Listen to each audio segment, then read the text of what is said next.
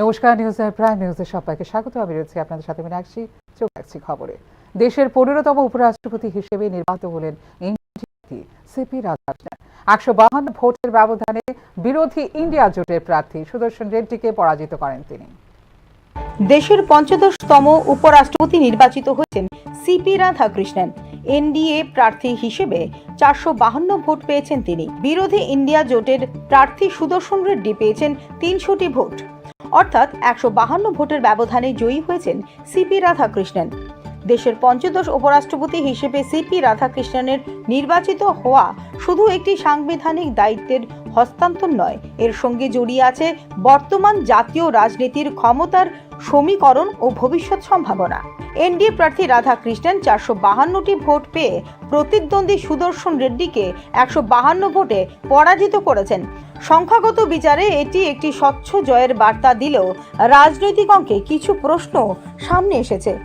India জোটের হাতে মোট 315টি ভোট থাকার পরও তাদের প্রার্থী পেয়েছেন মাত্র 300টি ভোট, অর্থাৎ অন্তত 15 জন সাংসদ ক্রুজ ভোট দিয়েছেন। বিরোধী জোটের ঐক্য ও শৃঙ্খলার প্রশ্নে এটি একটি বড় ধাক্কা। ইন্ডিয়া জোট গত এক বছরে বিভিন্ন নির্বাচনী কৌশলে শাসক বিরোধী লড়াইয়ে নিজেকে শক্তিশালী করার চেষ্টা করেছে, কিন্তু উপরাষ্ট্রপতি নির্বাচনে ফলাফল প্রমাণ করে বিরোধী জোটের ভেতরে অবস্থার ঘাটতি এবং নেতৃত্বের বিভাজন এখনো গভীর বলে মনে করেছেন রাজনৈতিক বিশ্লেষক মহল। বিশেষত কংগ্রেসের দাবি অনুযায়ী তাদের শরিক দলগুলো সাংসদের মধ্যেই ধরা পড়েছে ভাঙন। বিজেডি ও বিআরএস নির্বাচনে অংশ নেয়নি। সংখ্যার খুব বেশি না হলেও এই অনুপস্থিতি রাজনৈতিক বার্তা বহন করছে। দুই দলই অতীতে বিভিন্ন প্রেক্ষাপটে কেন্দ্রীয় সরকারের সঙ্গে সমঝোতার পথে হেঁটেছে। এবার ভোটে অংশ না নেওয়াকে নিবিড় সমর্থন বা নিরপেক্ষতার ইঙ্গিত হিসেবে দেখছেন অনেক বিশ্লেষক। অন্যদিকে শিরোমণি আকালি দল পাঞ্জাবের বন্যার অজুহাতে ভোট এড়িয়ে গেলেও তাদের অবস্থান ও মূলত এনডিএ বিরোধী রাজনীতিকে দৃঢ় করেনি বলেই বিশ্বাস করছেন রাজনৈতিক বিশ্লেষকরা। পূর্বতন উপরাষ্ট্রপতি জগদীশ ধনখড়ের আকস্মিক পদত্যাগ রাজনীতিতে নতুন জল্পনা তৈরি করেছিল। তার মেয়াদ 227 পর্যন্ত থাকার কথা থাকলেও মাত্র 2 বছর আগে সরে দাঁড়ানো বিরল ঘটনা। এই শূন্যতা কেন্দ্রীয় সরকারকে দ্রুত সিদ্ধান্ত নিতে বাধ্য করেছে এবং সেই সুযোগ কাজে লাগিয়ে একজন ঘনিষ্ঠ প্রার্থীকে বসাতে সফল হয়েছে এনডিএ। এই ফলাফলে যে বিষয়গুলি স্পষ্ট তা হলো এনডিএ এখনও সাংসদের সংখ্যাগরিষ্ঠ অবস্থায় স্বচ্ছন্দ। ইন্ডিয়া জোট সাংগঠনিক ও রাজনৈতিক শৃঙ্খলায় পিছিয়ে এবং জাতীয় রাজনীতিতে কিং মেকার হয়ে ওঠার জায়গা ধরে রাখছে আঞ্চলিক দলগুলো। উপরাষ্ট্রপতি পদটি যদিও মূলত সাংবিধানিক, তবে রাজনৈতিক বার্তা পাঠানোর দিক থেকে এই নির্বাচন এনডিএর জন্য এক বড় জয় এবং অপরদিকে ইন্ডিয়া জোটের জন্য এনে দিয়েছে আত্মসমালোচনার প্রয়োজনীয়তা। Bureau report, news now. দুর্নীতি ও সামাজিক যোগাযোগ মাধ্যমে নিষেধাজ্ঞার বিরুদ্ধে চলা বিক্ষোভে রণক্ষেত্রের চেহারা নিয়েছে নেপাল। সোমবার পুলিশের গুলিতে প্রায় 20 জন নিহত ও 300 জনের বেশি আহত হওয়ার পর পরিস্থিতি উত্তপ্ত হয় আরো বেশি। এদিকে মঙ্গলবারই পদত্যাগ করেছেন দেশের প্রধানমন্ত্রী কেপি শর্মা ওলি। কাঠমান্ডুর রাস্তায় কালো ধোঁয়া, উত্তাল ভিড়ের সামনে দাঁড়িয়ে গুলি ছুটছে পুলিশ। চারদিকে ছড়িয়ে ছিটিয়ে কাঁচের টুকরো, ভাঙা ব্যারিকেড, জ্বলন্ত যানবাহন। সোমবারের সেই ভয়াবহ দৃশ্য যেন গোটা নেপালের এক প্রতিচ্ছবি, যেখানে ফুটে উঠেছে একটি দেশের রাজনৈতিক ব্যর্থতা, প্রজন্মের ক্ষোভ আর শাসকের অসহায় পতন। কেপি শর্মা ওলি ছিলেন একসময় নেপালের শক্তিশালী প্রধানমন্ত্রী, কিন্তু দুর্নীতি ও একের পর এক বিতর্কিত পদক্ষেপ সৃষ্টি করে জনবিক্ষোভ। সামাজিক যোগাযোগ মাধ্যমে নিষেধাজ্ঞা জারির সিদ্ধান্ত যেন শেষ পেরেক। ডিজিটাল প্রজন্ম যারা প্রতিদিনের কথা বলে, হাসে, সংগঠিত হয় ফেসবুক, টুইটারে, এই সিদ্ধান্তকে দেখল সরকারি অধিকার হরণ হিসেবে। আর সেখান থেকেই আগুন ছড়িয়ে পড়ল রাস্তায়। প্রধানমন্ত্রী ওলি শেষ মুহূর্তে ভরসা খুঁজেছিল সেনাবাহিনীর কাছে, কিন্তু সেনাপ্রধান অশোক রাজ জানিয়ে দেন, গণ আন্দোলনের মুখে সরকারকে সমর্থন করা মানে সেনাবাহিনীকে জনগণের বিক্ষোভে দাঁড় করানো। তাই শর্ত স্পষ্ট, ওলিকে যেতে হবে। শেষ পর্যন্ত সেনার চাপেই পদত্যাগ পত্রে সই করতে বাধ্য হলেন অলি। পুলিশ গুলিতে নিহত প্রায় 20 জন যুবকের রক্ত এখন আন্দোলনের জ্বালানি। আহত 300 মানুষের যন্ত্রণা ছড়িয়ে পড়েছে পাহাড়ি জনপদে। মঙ্গলবার রাষ্ট্রপতি রামচন্দ্র পাউডেল ও প্রধানমন্ত্রী অলির সরকারি বাসভবনে অগ্নিসংযোগের পর উত্তাল জনতা ছুটে যায় অন্যান্য মন্ত্রীদের বাড়ির দিকে। রক্ষা পায়নি বিরোধী নেতা পুষ্প কমল দহল এবং নেপালি কংগ্রেস সভাপতি দেওবারওয়ারিও। নেপাল এখন কার্যত নেতা শূন্য এবং অগ্নিগর্ভ। অলির পতনের পর একে একে মন্ত্রীরাও পদ ছাড়ছেন। কৃষিমন্ত্রী রামনাথ অধিকারী, জল সরবরাহ মন্ত্রী প্রদীপ যাদব, স্বরাষ্ট্রমন্ত্রী রমেশ লেখক, লম্বা হচ্ছে পদত্যাগের তালিকা। নেপালি কংগ্রেসের শেখর কৈরালা গোষ্ঠীর মন্ত্রীরাও বিদায় ঘোষণা করেছেন, যেন একে একে জনবিক্ষোভে পুড়ে ছাই সমগ্র মন্ত্রিসভা। তরুণ প্রজন্ম এখন শুধু একটি নামের পদত্যাগে সন্তুষ্ট নয়, তারা চাইছেন অন্তর্বর্তীকালীন সরকার এবং নতুন নির্বাচন। তাদের মতে পুরনো নেতারা সবাই দুর্নীতিগ্রস্ত। নেপালের রাজনীতিতে প্রয়োজন নতুন নেতৃত্ব, নতুন রক্ত।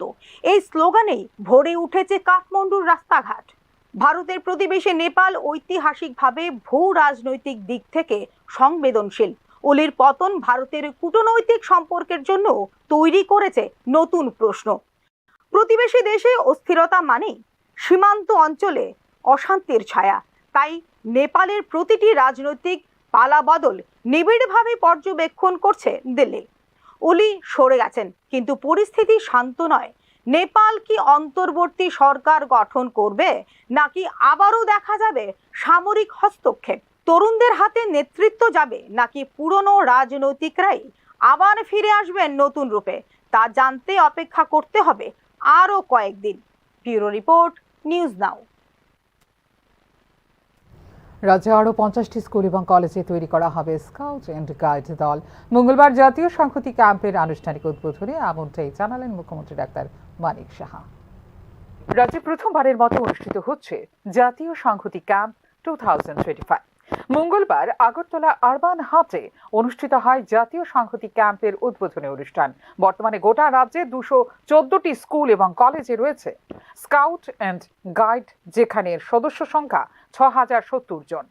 নতুন আরও 50টি বিভিন্ন স্কুল এবং কলেজে স্কাউট অ্যান্ড গাইড ইউনিট তৈরি করা হবে বলে এদিনের অনুষ্ঠানে জানিয়েছেন মুখ্যমন্ত্রী doctor Manik Saha.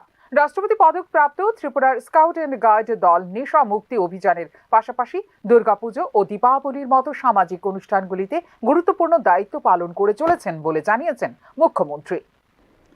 In Tripura, the present status of Scout and Guides is Scout and Guide units, high and higher secondary schools, about 214. Total members are about 6070. Total unit leaders 214, and new units proposed to be open 50 in different schools and colleges. Open Robber and Ranger, that is they are senior Scout and Guides respectively, about 365.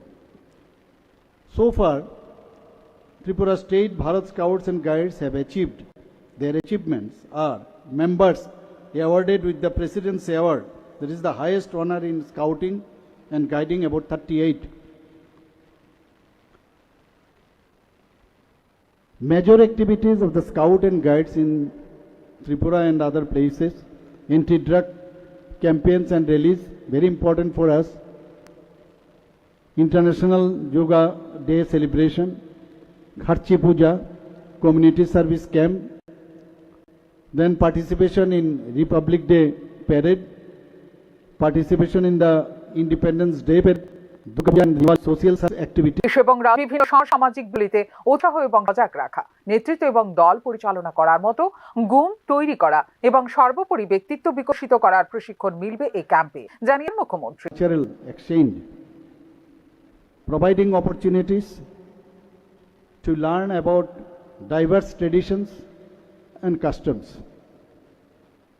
Social responsibility, raising awareness of social issues and encouraging youth to contribute to the community development. Then leadership development, building leadership, teamwork, and confidence. So, preservation of cultural heritage, encouraging community of cultural heritage. Then, personal growth. Of course, this objective can you, the person, physical, mental, or spiritual, in all you can by you. সংস্কৃতি বিনিময় নীতি এবং গত কাকাশ এবং জাতীয় নাগরিক দায়িত্ব জাগিয়ে তোলার মাধ্যমে যুবকদের ঐক্য এবং বোঝাপড়া করার উদ্দেশ্য নিয়ে অনুষ্ঠিত জাতীয় শিবির সংস্কৃতি সন্ধ্যা, সমাজ সেবা এবং শিক্ষামূলক অধিবেশনের মতো কার্যক্রমের মাধ্যমে ভারতের সাংস্কৃতিক বৈচিত্র্যকে উপলব্ধি করতে, আঞ্চলিক ও ধর্মীয় পার্থক্য হ্রাস করতে এবং সাধারণ উন্নয়ন লক্ষ্য অর্জনের জন্য একসাথে কাজ করার জন্য উৎসাহিত করতে শক্তিশালী এবং আরও সুসংহত জাতি গঠনের বার্তা দেওয়া হবে এই শিবিরে। মঙ্গলবার থেকে শুরু হওয়া এই শিবির চলবে 13 সেপ্টেম্বর পর্যন্ত।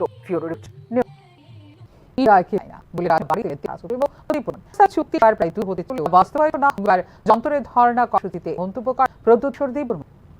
মঙ্গলবার যন্তরমঞ্চে আয়োজিত সমাবেশে কেন্দ্র সরকারকে কড়া বার্তা দেন তীব্রাভাবাদ প্রতিষ্ঠাতা শ্রী প্রদ্যুৎ কিশোর দেববর্মন। 2024 সালে লোকসভা নির্বাচনে স্বাক্ষরিত তীব্রা চুক্তি কার্যকর না হয় অসন্তোষ প্রকাশ করেন প্রদ্যুৎ।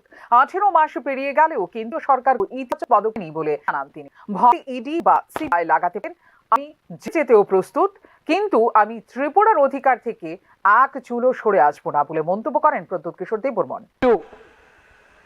इंदिरा गांधी रेडी था एडीसी देने के लिए।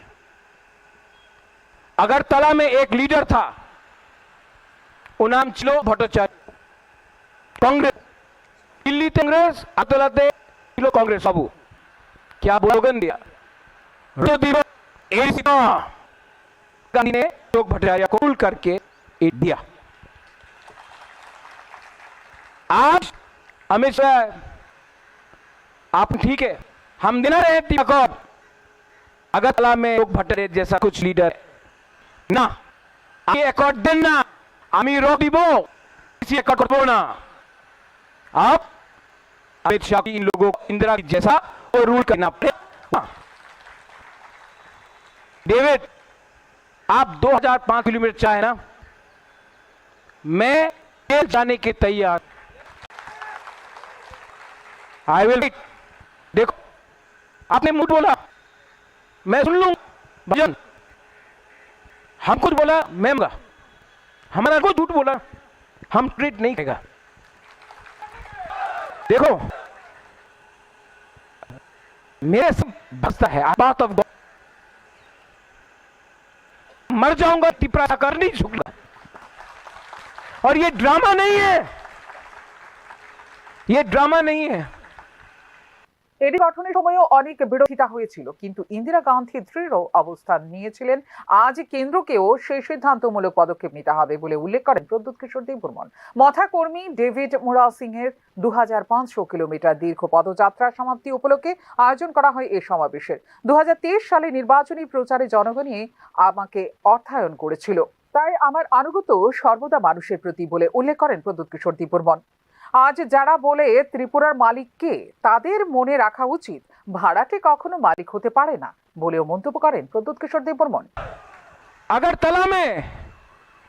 अगरतला में आके अगरतला मालिक के,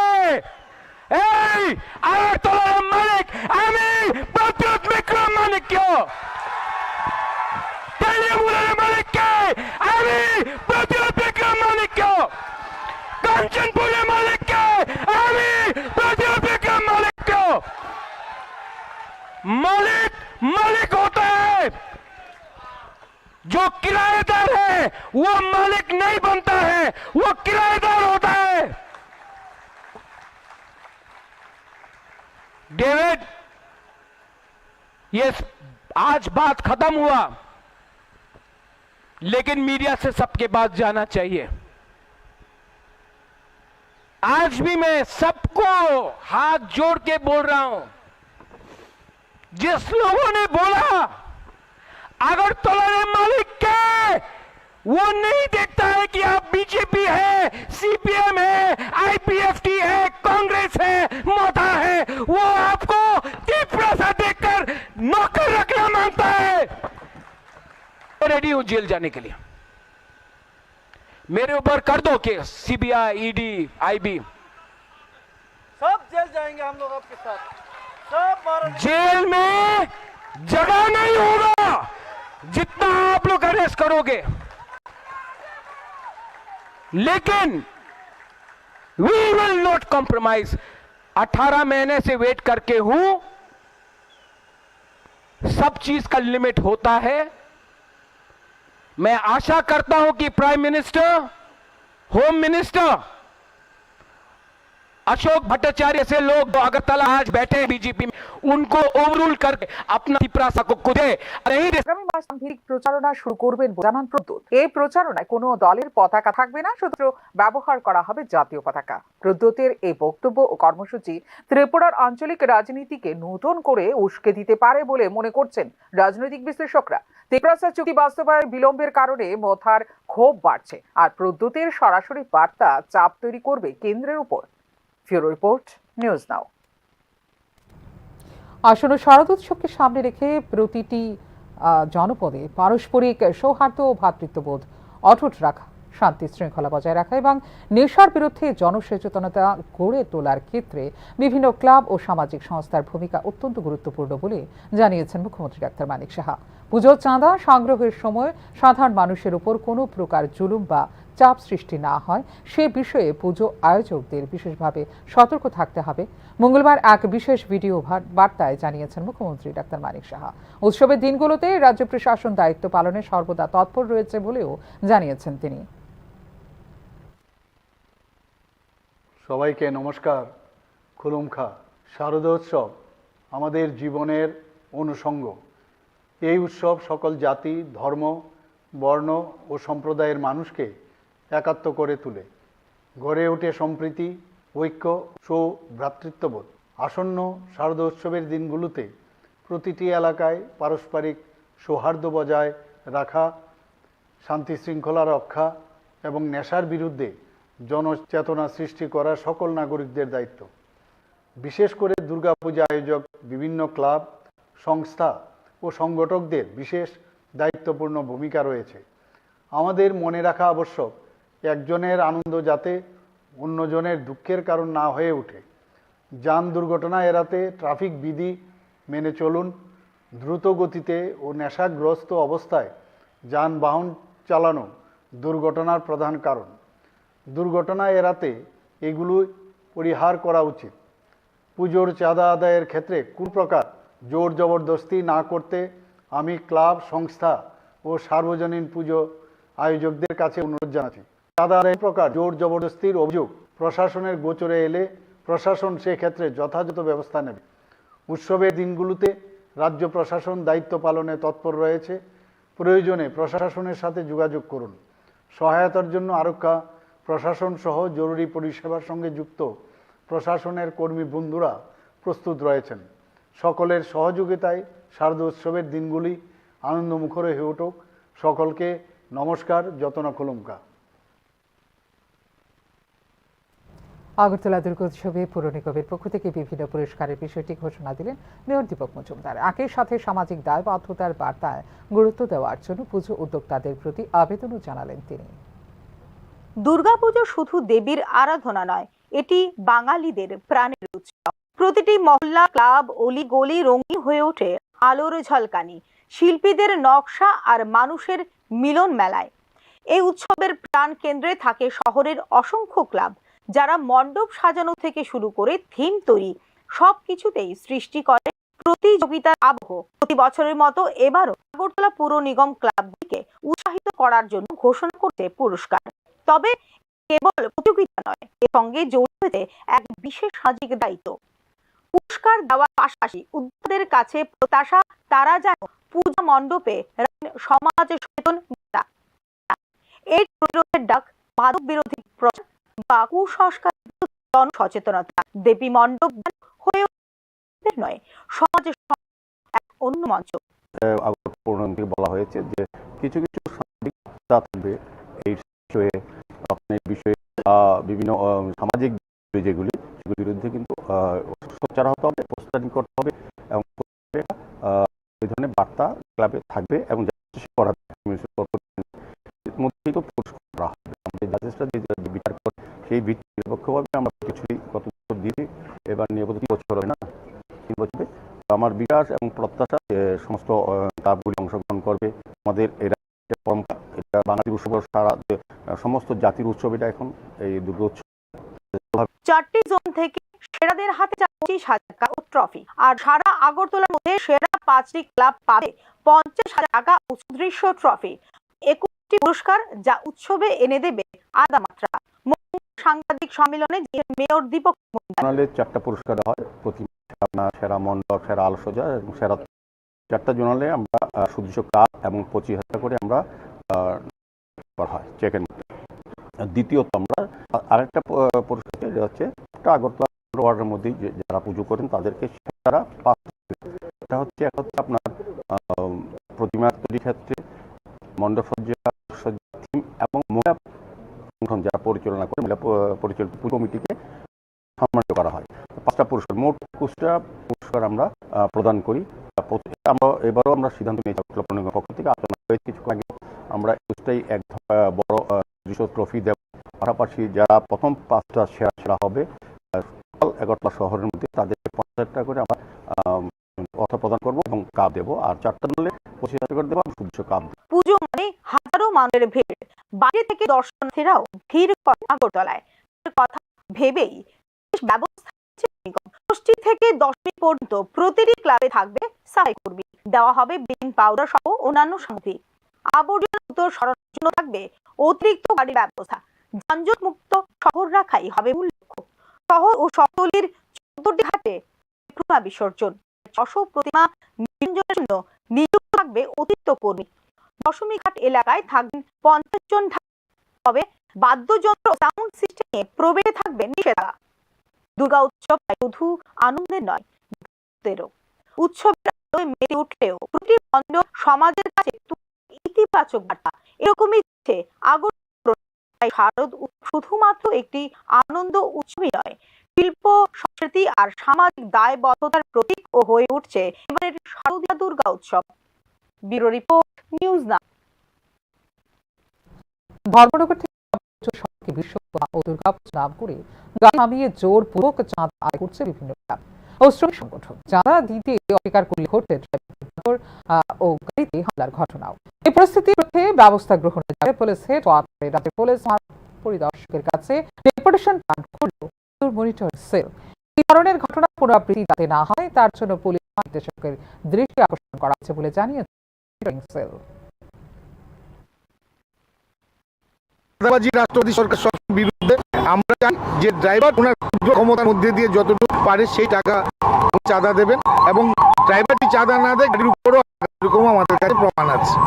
এই বিষয়গুলো আমাদের না হয়, এইসব আমাদের রাজ্যে ছিল না, সে কালচার যেন পুনরায় না হয়। রাষ্ট্রপতি আমাদের রাজ্যের জনপ্রিয় মন্ত্রী উনি বলেছেন যে কাউকে উনি 3 বার সাবধান করে দিন যে কোনো রকম কোন রকমের উল্টোপাল্টা উনি বরদাস্ত করবেন। সেই বিষয় নিয়ে আজকে ডিবি সাহেবের কাছে আসা, এবং উনি প্রতিশ্রুতি দিয়েছেন যে নেক্সট কোনো ঘটনা উনি আমাদেরকে একটা নাম্বার দিয়েছেন, সেই নাম্বারে ওনাদের ফোন করে দেখে যাওয়ার জন্য সাথে সাথে, এবং এই ঘটনাগুলো পুনরাবৃত্ত যেন না হয় সেটাই মজদুর মনিটরিং সেলের কাজ। কারণ আমরা শ্রমিক রিপ্রেজেন্টেটিভ হিসেবে কাজ করি, সমাজে থেকে প্রকৃত শ্রমিক স্বার্থে যদি কাজ না করি সেই শ্রমিক সংগঠন আমরা করি না। আমরা এই আরো একদম ধর্মনগর রাজনৈতিক ও শ্রমিক সংগঠনের দ্বন্দ্বের নিয়ে আর কতদিন থাকবে তা প্রশ্ন মানুষের। ত্রিপুরার উত্তর জেলা সদস্য ধর্মনগরে সংগঠন গোষ দ্বন্দ্বকে ঘিরে তৈরি হয়েছে চরম অস্থিরতা। সোমবার অভিরাত মজদুর সংঘের জেরে গুরুতর আব্দুল রাফ নামে এক ব্যক্তি বর্তমানে চিকিৎসায় রয়েছেন আহত ব্যক্তি। তারা 25-30 জন আমার মাস মারার পরে এখান থেকে আমি পাখি আইসি হাসপাতাল আইতা থানা কেন দৌড়িয়ে যা সব মারলো আর কি। তারপরে আমার আত্মরক করছে না, তারা আজকে পুরা মার প্লেন আছে ওই তো হয় না তুলো না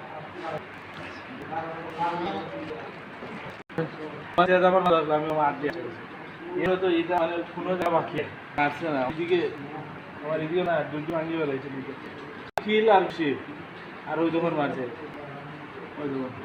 ঘটনার পর মঙ্গলবার সকাল থেকেই শহর কার্যত অচল হয়ে যায়।